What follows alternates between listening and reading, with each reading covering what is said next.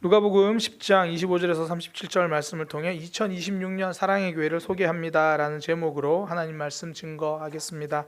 제가 매년 송구 영신 예배 때가 되면 올 한 해 하나님께서 우리 교회 어떻게 이루어 가실지, 우리 교회가 어떻게 걸어가야 될지 그 길을 함께 그려보는 그런 시간을 가지고 있습니다. 지금까지 매년 참 많은 모습을 이야기했어요. 삶이 달라지는 교회라는 이야기도 했고, 말씀이 기준이 되는 교회, 힘이 되는 교회 등등 굉장히 많은 모습들을 소망하면서 그렇게 말씀을 나누고, 또 그 한 해를 돌아보니까 하나님께서 또 그렇게 이끌어 주셨고, 우리가 그런 것들을 많이 보았죠. 2025년, 이제 작년이라고 말해야 되죠. 이제 12시 지났으니까 작년 2025년은 하나님 앞에 서는 교회였습니다. 그래서 우리가 그 말씀을 나누면서 작년 이 시간에는 우리가 하나님 앞에 서는 모습, 그러니까 더 많은 사람이 기뻐하는 결정이 아니라 하나님이 기뻐하시는 결정을 하겠습니다라고 함께 다짐을 했고요. 무엇보다 하나님이 나를 보고 계신다는 것을 놓치지 않고 살아가기로 다짐을 했습니다. 그게 하나님 앞에 서는 삶이다. 그렇게 데살로니가 말씀을 통해서 함께 다짐을 했죠. 그러니까 하나님 앞에 서는 교회란 하나님이 기뻐하시는 결정을 하기로 그렇게 다짐하고, 또 하나님이 나를 보고 계시고 내 중심을 아신다는 것을 놓치지 않고 기억하면서 살아가기로 했던 그런 모습이죠. 이번 2025년에는 우리 교회가 이런 모습을 직접 적용할 수 있는 중요한 결정이 하나 있었죠. 우리가 답심리교회와 통합이라는 주제를 가지고 내 뜻과 내 마음이 아니라 하나님의 뜻, 그러니까 하나님께 질문하고 그걸 서로 나누는 시간을 가졌잖아요. 그 과정에서 우리는 내가 기뻐하는 결정이 아니라 하나님이 기뻐하시는 결정을 하기 위해서 시간 내서 함께 기도하고 함께 고민했습니다. 그리고 당일날이 되어서 저는 일주일 동안 5일 이상 5분 이상 기도했습니다. 그리고 내 뜻이 아니라 하나님의 뜻입니다 라고 이야기하고 나눴어요. 그 과정에서 우리 각자 한 사람 한 사람은 나의 중심을 보시는 하나님 앞에 서는 그런 기회, 그런 시간이 되었습니다. 2025년 하나님은 우리에게 하나님 앞에 설 수 있는 기회를 주신 거죠. 이 삶은 우리의 남은 평생에 살아가면서 붙들어야 될 성도의 마땅한 삶입니다. 그리고 이제 2026년 우리 사랑의 교회를 소개합니다. 2026년 우리 사랑의 교회는 이웃을 사랑하는 교회입니다. 누군가 우리에게 물을 것입니다. 교회 다니시나 봐요. 네, 교회 다닙니다. 그 교회 어떤 교회예요? 이렇게 물으시면 2026년 우리는 이렇게 대답할 거예요. 그 교회 어떤 교회인가요? 네, 우리 교회요. 우리 사랑의 교회는 이웃을 사랑하는 교회입니다. 우리 교회는 주변을 사랑합니다. 우리 교회는 먼저 사랑하는 교회입니다. 이렇게 소개하게 될 것입니다. 그래서 우리 이 시간 이걸 인사로 한번 해보겠습니다. 이렇게 인사하겠습니다. 사랑의 교회는 이웃을 사랑하는 교회입니다. 우리 교회는 주변을 사랑할 것입니다. 제가 먼저 사랑하겠습니다. 이제 우리 교회 2026년 그렇게 걸어갈 겁니다. 오늘 본문은요, 우리가 너무나 잘 아는 본문이죠. 교회 안 다니는 사람들도 아는 이야기. 흔히 선한 사마리아인이라고 말하는 그 이야기. 한 사람이 길을 가다가 강도를 만나서 목숨이 위태롭게 됐어요. 다 빼앗기고. 이제 그러고 나서 길에 버려졌는데 지나가는 사람들이 그걸 보고 이 사람도 외면하고 저 사람도 외면하다가 그때 이 선한 사마리아인, 원래 성경에 선하단 말도 없는데 어쨌든 그 사마리아인이 그 모습을 보고 그 생명이 위험한 사람을 도와주고 살렸다. 이렇고. 근데 이렇게만 요약하면요, 착한 일을 하자, 남을 좀 도와주자, 이런 이야기가 돼요. 그런데 이 본문, 예수님이 이 이야기를 하신 그 앞뒤 맥락을 보면 우리에게 더 깊은 의미로 다가옵니다. 단순히 힘든 사람 도와주자라는 이야기가 아니구나, 이걸 알게 돼요. 맥락을 보면 한 율법 교사가, 그러니까 성경에 대해서 잘 안다고 하는 사람, 성경에 대해서 막 연구한다는 사람, 흔히 신앙 좋다고 하는 사람이 예수님을 찾아와서 물어요. 예수님, 영생을 얻으려면 어떻게 해야 합니까? 더 정확히 말하면 성경은 질문이라고 말하지 않고 시험하러 왔다, 그렇게 말해요. 누가복음 10장 25절에 보면 어떤 율법교사가 일어나 예수를 시험하여 이르되, 아니 그냥 질문을 하지, 시험하려고. 그랬더니 예수님이 다시 물으세요. 성경에는 뭐라고 하더냐? 그랬더니 질문한 그 사람이 자기가 대답을 해요. 누가복음 10장 27절이죠. 네, 대답하여 이르되 내 마음을 다하며 뜻을 다하고 하나님을 사랑하고 또 내 이웃을 내 몸과 같이 사랑하라고 하셨습니다. 그러니까 이미 본인 알고 있었는데 질문하는 거예요. 그러니까 진짜 시험 맞죠? 넌 얼마나 잘 알고 있나? 뭐 이런 거죠. 질문을 했습니다. 여기서 예수님이 1차로 한번 말씀하시는 게 뭐냐면, 그래, 너의 말이 옳다. 하나님을 사랑하는 겁니다. 이웃을 사랑하는 겁니다. 그래, 너의 말이 옳다. 그러면서 하시는 말씀, 그러면 그렇게 행하라. 이게 10장 28절이죠. 예수께서 이르시되 내 대답이 옳다. 이를 행하라. 그러면 살리라. 옳은 말로 끝나는 삶은 힘이 없습니다. 옳은 행동으로 이어질 때가 진짜죠. 너의 말이 옳다. 그러면 그렇게도 행하라. 너 잘 아는구나. 거기는 힘이 없어요. 너 아는 대로 그렇게 살아라. 그러니까 갑자기 이 사람이 전혀 다른 이야기를 해요. 이웃을 사랑하라고 하시니까 알겠습니다. 그러면 누가 이웃입니까? 나는 누구를 사랑하면 되겠습니까? 누가복음 10장 29절이죠. 그 사람이 자기를 옳게 보이려고 예수께 여짜오되 그러면 내 이웃은 누구입니까? 이렇게 질문을 하니까 그 이야기를 듣고 예수님이 대답해 주신 이야기가 오늘 본문이에요. 그러니까 이런저런 상황에서 먼저 지나간 두 사람은 다 외면했고 세 번째 지나간 사마리아인만이 죽은 그 사람을 도와주었다. 그러면서 물으십니다. 이 세 사람, 두 명이 지나갔고 세 번째가 도와줬는데 이 세 사람 중에 누가 이 강도 만난 사람의 이웃이 되겠느냐? 율법학자는 누가 내 이웃입니까? 내가 누구를 도와주면 되나요? 그 기준을 찾으려고 했어요. 더 정확히 말하면 본인의 기준이 있었죠. 그러니까 자기를 옳게 보이려고. 예수님, 누구를 이웃이라고 하는지 제가 알려드릴까요? 누가 이웃인지 제가 선명하게 알려드릴게요. 자기 기준을 가지고 멋지게 설명하려고 했어요. 근데 예수님은 전혀 다른 이야기를 합니다. 네가 어떤 기준을 가졌는지보다 중요한 건 지금 곁에서 울고 있는 사람이 누구인가, 그거 보라는 거예요. 누가 내 이웃인가요? 그걸 막 기준을 잡아 설명하려고 했는데 이 강도 만난 사람의 도와준 사람이 누가, 그 강도 만난 사람의 누가 이웃이냐? 도와준 사람입니다. 자비를 베푼 자니이다. 울고 있는 사람이 다가간 그 사람이 이웃입니다. 그러니까 당시에 율법학자들이 생각한 이웃은 선명해요. 유대인들이에요. 그 사람들이 내 이웃이죠. 그것도 유대인 중에서 죄인도 빼고 세리도 빼고 막 다 빼고 그냥 내 바운더리에 있는 사람. 그러니까 율법학자는 내 바운더리에 있는 내 기준에 합한 사람이 내 이웃이에요. 그러니까 이렇게 생각했죠. 근데 예수님의 말씀은 달랐습니다. 지금 울고 있는 사람이 이웃이다. 도움이 필요한 사람이 이웃이다. 그러니까 내 바운더리, 내 마음속에 있는 사람이 이웃이 아니고 우리는 내 마음속에 있는 사람이 이웃이라 생각하잖아요. 예수님은 그게 아니고 내 바운더리와 상관없이 옆에서 누가 울고 있으면 생전 처음 본 사람이라도 그 사람이 너의 이웃이다. 이것이 유대교와 기독교의 차이입니다. 유대교는요, 유대교도 확장을 하려고 합니다. 근데 확장하는 방법이 뭐냐면 니들이 들어와, 이거예요. 니들이 들어와. 우리 여호와 하나님의 백성이 되려면 이 하나님의 율법 토라, 이 율법에 동의하고, 그리고 이 할례를 행하고, 그리고 이 율법에서 말한 대로 너희가 살아가면, 그러면 너도 좋아, 이제부터 너도 유대교, 너 우리 편, 너 이제 우리 사람. 왜? 우리 속에 들어왔으니까. 이게 유대교예요. 네가 들어오면 된다. 우리 바운드로 들어와라.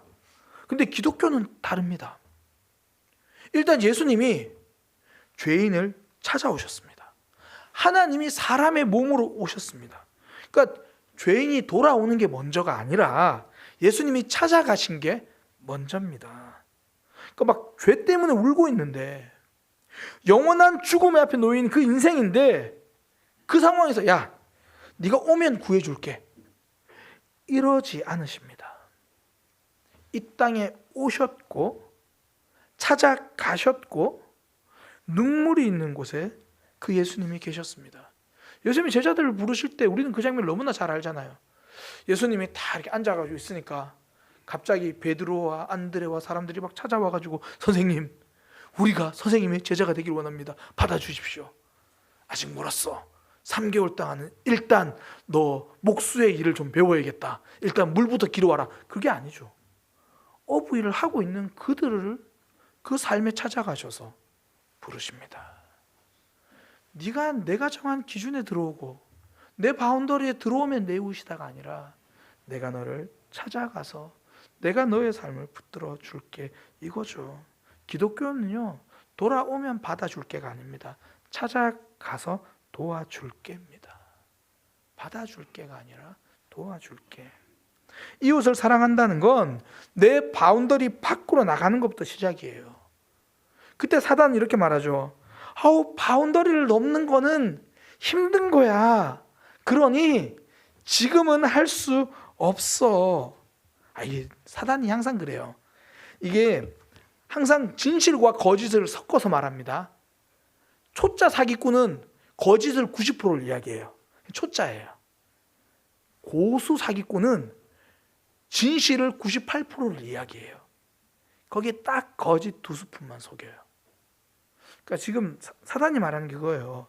진실이 섞여 있어요. 뭐가 진실이냐면 바운더리를 넘는 건 힘든 거야.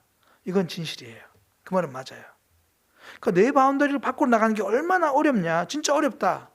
근데 그 다음 나오는 말이 틀렸다는 거예요. 바운더리를 넘는 거는 힘든 거야. 그러니 지금 할 수 없어. 이건 사단이 하는 말이고, 바운더리를 넘는 건 힘든 거야. 그러니 저들이 오려면 얼마나 힘들겠어. 이것이 하나님의 마음입니다. 바운더리를 깨고 나가는 게 정말 힘들다.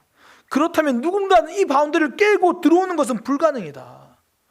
성도가 나가서 손 내미는 것은 어려워요.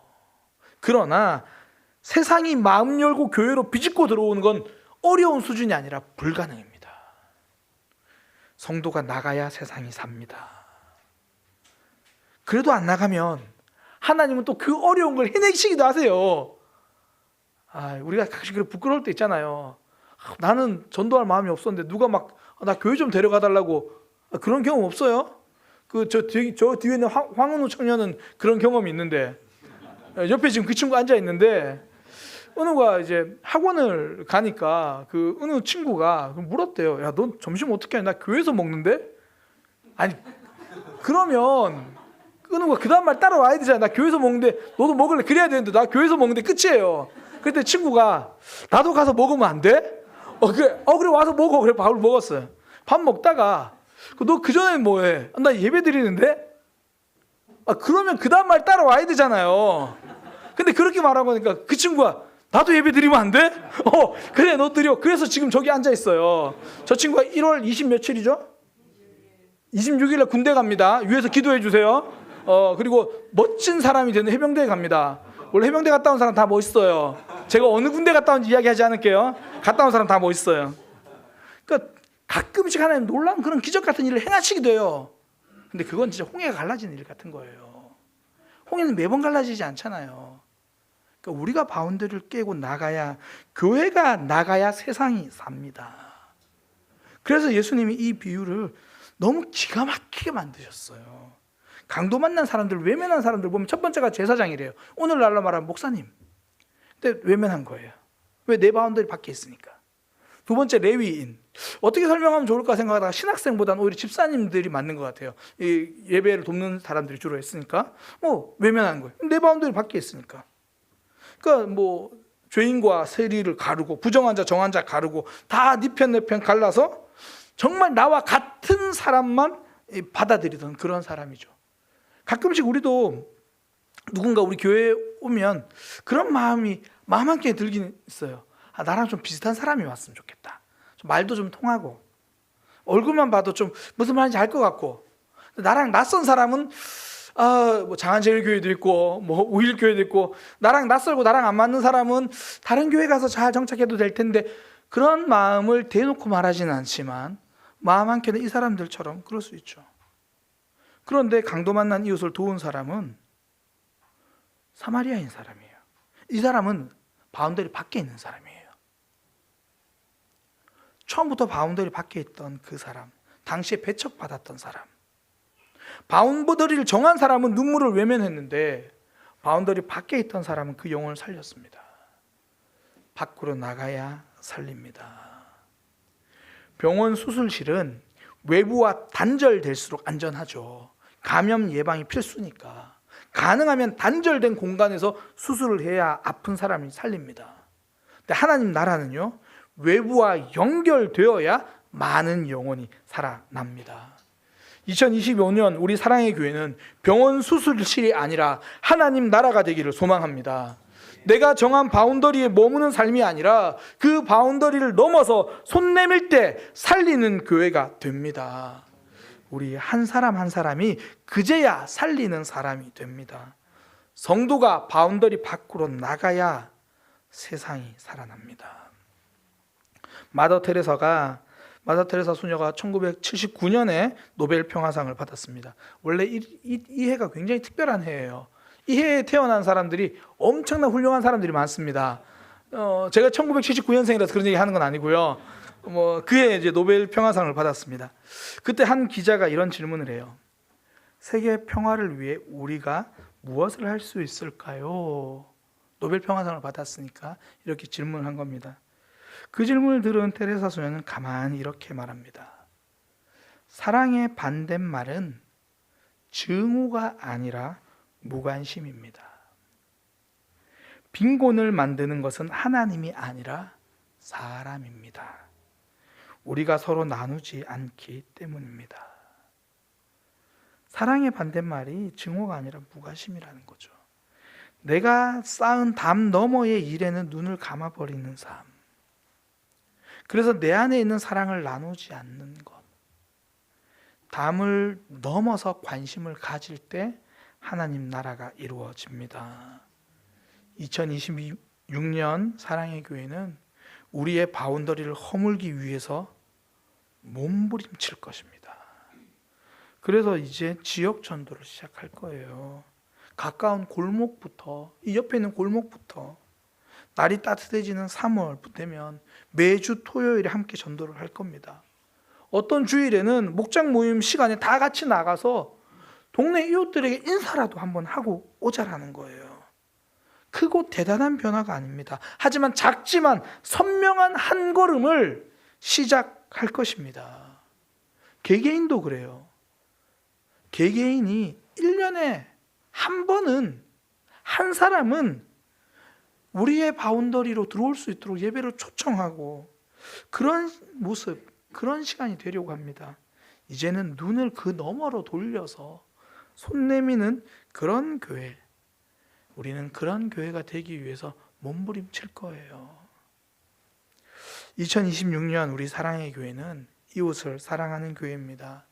누군가 올해 여러분들에게 물을 거예요. 교회 다니시나 봐요? 그렇게 안 보이는데 교회 다니시나 봐요. 어떤 교회 다니세요? 우리 사랑의 교회는 이웃을 사랑하는 교회입니다. 우리 교회는 주변을 사랑하는 교회입니다. 먼저 다가가는 교회입니다.